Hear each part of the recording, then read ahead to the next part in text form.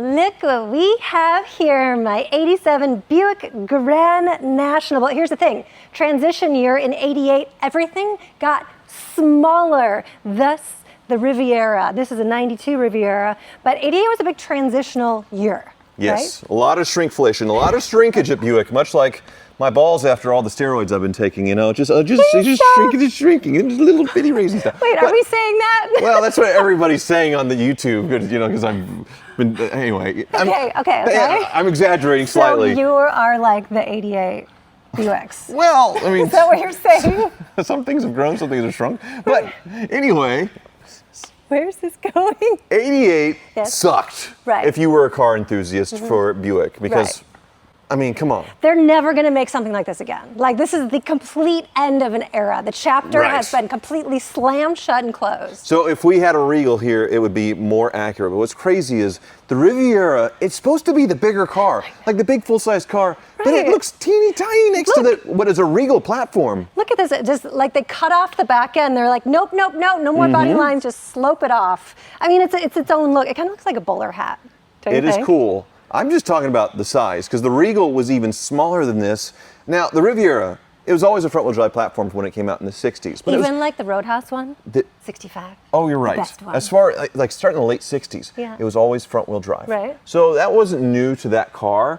So why do you think they did that, though? Well, I think there's two reasons. Yes. I think the K car, so Lee Iacocca developed this one platform that's front-wheel drive that was really, really cheap. He's so smart. Really cheap. And stole all the market share, like saved Chrysler. Right. So he did a brilliant job. And then Ford, they came out with the Taurus. Okay. The best-selling car in America. Yeah. Futuristic front-wheel drive. Everybody's buying them. So who's buying old giant Buicks? I mean, other than the Grand National, which had pretty good sales in '87, nope, this was a dinosaur in comparison. But doesn't this look newer than that body? Come on, seriously, Well, look at the comparison. Because if this were a Regal, Yeah. with all of its chrome and all of its gingerbread on it, like if it were the grandpa luxury style in this body, it would look the same, because it would have the chrome ribbons, it would have the trim surrounding it, it'd have all that stuff. But you're right, with the gold pinstriping and everything else. Did you call this ribbons? Chrome ribbons? Yes. I've never heard that. I guess That so. sounds fancy. So I will give a plug Right. on April's channel. Oh, This is inventory for my new Hooptie lot. What? You have a car lot? It is for sale, and April wanted to do a comparison video, but not only that, we're starting a new YouTube channel called The Hooptie Lot. Well, I say new, it was The Hooptie Cast, where my friends used to sit over there, and then it was Little Hoovie's Garage when I started the channel. So it's this third iteration of the name, so if you're already subscribed to it, that's because it was an old channel, but if you haven't, it's linked below. You can subscribe to our new YouTube channel. You guys can still do your thing once in a while if there's some big news happening. Rob and Elliot were just too annoying. I couldn't do it anymore. Not really. It's they're awesome. It's very hard to schedule out a weekly podcast and everything. Right. But this is inventory, and there'll be a lot of videos on the Hooptie Lot inventory and stuff happening that wouldn't normally be on Hoovie's Garage. So. And I really begged Tyler to have a mustache for his car salesman, used car salesman. When I started, if I grow it out for let's say I grow my normal growth for 10, 12 days or whatever, and then just shave everything else with the mustache and go full used car salesman. Can everyone tell him mustache for the first week? Don't do it. Please? It's so creepy. You'll love it. Don't do it. So, why don't we take a tour of this Riviera, the shrinkflation happening right here. This is the first generation, so 1988, this body style came out. But 92, I think they went till 93 on this body style. And this one's pretty loaded up, April. It's cool. It's got a lot of blingy, flashy. Got your own hood ornament. I don't want to take it off. It's on a little pulley system down there. Yes. Tiny little grill. Riviera by Buick. Who else would make the Riviera, right? They're so fancy. It's pretty cool. It's okay. I can't even look, the Grand National. I know. And then you want me to talk nicely about this. I know, but what this is worth $50,000 now, which, speaking of, the GNX should be parked here. The GNX is over here. You see its hood popped, because she comes out, we're going to a car show, and she said, hey, it won't start. I come out here, I crank it, it won't start.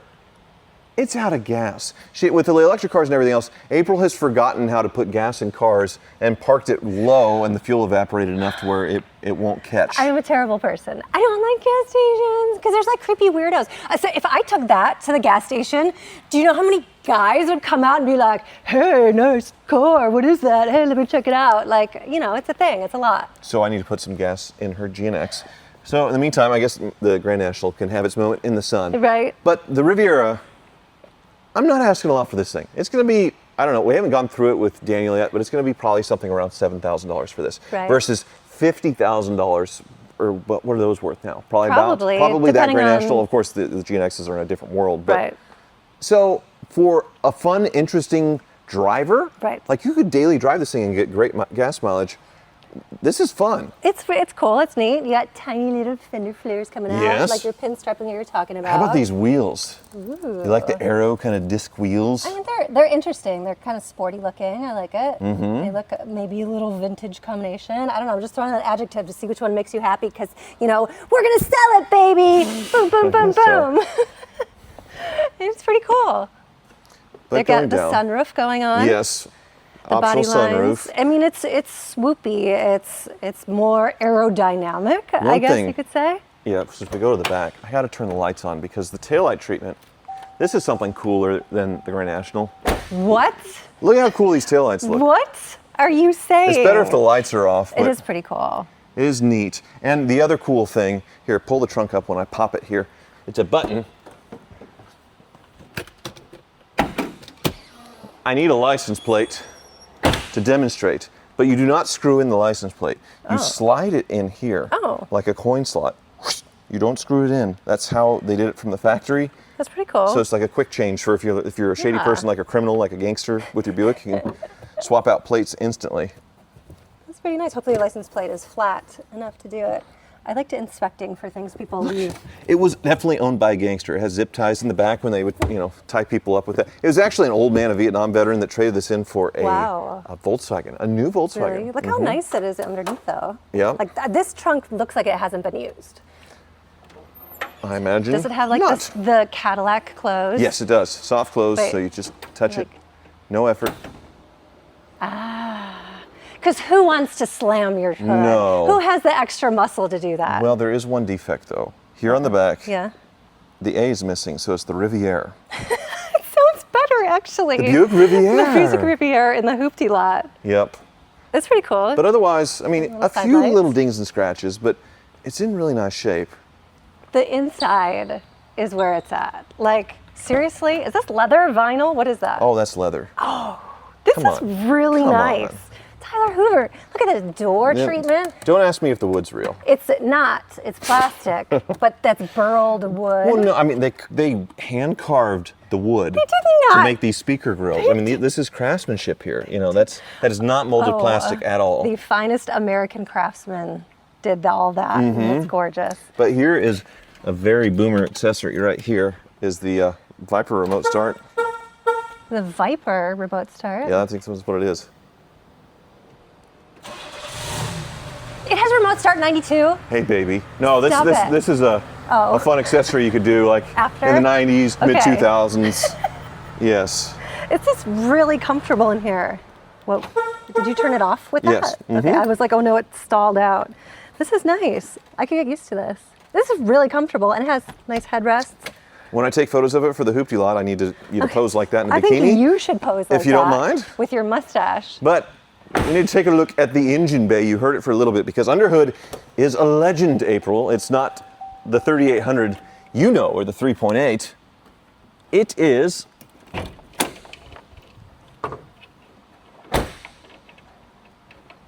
I'm trying. I'm looking. Oh, You can yeah. do it. Oh, Tis the 3800 yeah. Oh. next generation. Is it tune port injected? Well, yes, it is. It says it right there. It does. So this is transverse mounted because it is front wheel drive, and it's the exact same in the Regal of the next generation. And Pontiacs, they got the 3100, 3400. So this Yeah. platform, it was very much like the K car, where they were all very, very similar. Why did they mount it that way? Well, because front wheel drive is easier to get things to the front wheels with the transmission here. and then one goes to that wheel, and then they're able to make it out the other way. I'll put a diagram on screen so you can see. But if the engine were going the other way, they'd have to figure out how to get both wheels through basically the oil pan, which they did figure out with some previous generations, like the Cadillac Eldorado and stuff. It's kind of cool how they have it set up. Right. But that is the magical 3800, which is ridiculously reliable. So, and the fans just on the side? It's not centrally one located? cooling fan, and old plastic over the years. So That's custom. This is a fix there. That's super custom. But that's why it's in the Hooptie lot. It's is, not a car that you're going to be worried about. It's a driver. It's a daily driver, like you were talking they're about. They're all Hoopties a little bit, but the 3800, this generation, the very beginning right here, very good. They had the Series 2 with supercharged. That's my ultimate favorite, the 96 Park Avenue Ultra, which was the first year of the Series 2, so it had, I think, 240 horsepower. Yeah. Sadly, I don't think there's any supercharged Rivieras or Riatas. That was the other one. A 2-seat on this platform, this big platform. It was like a 2-seater. So you had to go to the Park Avenue and then later to the next generation Riviera, starting, I think, in 95 to get supercharged. I'm nervous to close it because the guy told me I didn't close the hood right before on the GNX. How's that? I think you nailed it. Gentle. I have a gentle touch. It's a cool car. You don't see them on the road. Like, seriously, when have you ever seen this driving on the road? They're all gone. They weren't collectible at all. Nobody put them away. So it's very unusual to see something like this. And also, usually the front-wheel drive cars, I said usually instead of usually. Usually the front-wheel drive cars, they were used in the winters and they're really gone. So that was the other big appeal for year-round, like winter driving up in north of here and all that stuff. Having front-wheel drive is way better than rear-wheel drive. Right, for sure. So they were a lot more practical. They got better fuel economy, and you're into the modern era of at least this very kind of modern Malaysia period where there was low horsepower. Yeah. Cars were they weren't fast and they weren't big anymore. So is this one kind of slow jams?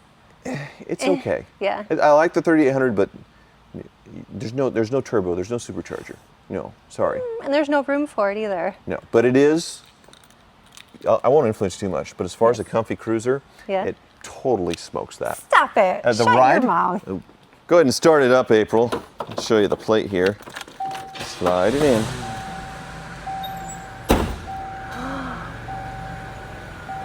Oh yeah. Look at it, it's all digital. It's so pretty and bright and Christmas looking, but in a good way, not a bad way. The next generation, this is the future. You're watching Star Trek in the movie theaters, it looks like Captain Kirk's bridge. It's really nice. And it would have had a stereo here to match it, but it's been replaced with a modern stereo. But the Dynaride, like I said, pull it out. What's it gonna take for you to get in this car today? Bring it home. Ooh. So what kind of payment were you looking for? Why do they ask you that? Like they start with a payment. They assume you're a payment buyer, not a cash buyer. So you would want to come in with your own financing if you're financing and not get trapped in that. You want to negotiate on the price of the car, obviously. But we don't do finance at the Hooptie lot. They're all going to be cheap. So yeah, super cheap. Like if you're coming in and we got a $3,000 truck and you're asking financing, sorry, it's anyway. This is really nice. What's the suspension? Why is it so smooth? It's called Dynaride, dynamic ride, and it's just built for smoothness, not for handling. Right.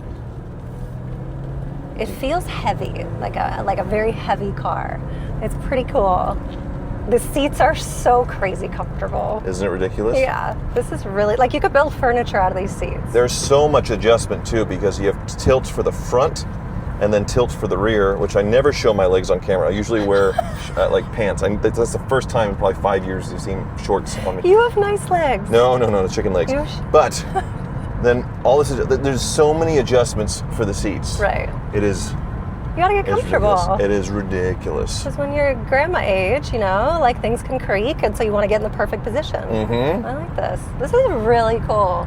Yep. The digital display. I'm surprised that it still works. No offense to whatever digital displays, but it's old. 92. What is that? On camera, it looks very broken, but it's just the LED sort of reacting to the lens. Yeah, it's not scratched at all. None of the numbers are faded. It's all in working order. It's very simple. I mean, it's the same as VCR technology. That's every time you turn on your VCR, even though it's 40 years old, it still works. It's that same stuff. So Look at the shifter too. It highlights. It has that little bar that shows which gear Yep. you're in. and you have your coin slot for quarters, dimes, and nickels for the Gen Zers that don't know what this is. That Don't just, they not do pennies anymore? I Is that don't like do out? pennies anymore. Do you Yep. think the cigarette lighter still works?